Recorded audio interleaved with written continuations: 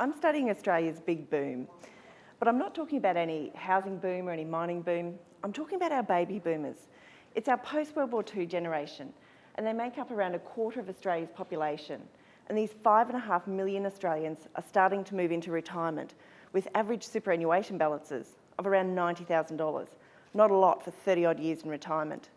But the majority of baby boomers will own their own home, so they'll hold by far the greatest proportion of their wealth as housing equity, which is fine until those much smaller buckets of superannuation and savings have gone, but they still need cash to, for instance, modify their home if they're managing a chronic illness.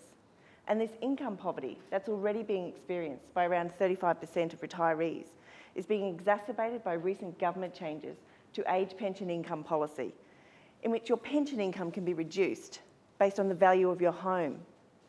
Now, this policy would make sense if our houses were made of meat and potatoes, but we can't eat the walls. And so we urgently need to put in place a low-cost and trusted mechanism for transforming these bricks and mortar into cash flow for retirees. I've studied data on thousands of baby boomers from one of Australia's most extensive longitudinal panel surveys.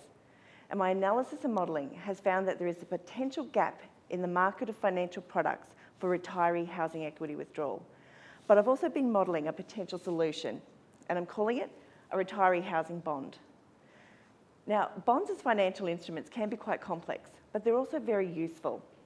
And while a retiree housing bond as such doesn't yet exist, there are similar sorts of bonds like the housing supply bonds in Europe and even our own currency bonds that we can draw a foundation from. And those sorts of bonds are safer because they can be government-backed and secure because you can put in place a supportive intermediary. And they're flexible because they can be readily traded on a securities exchange.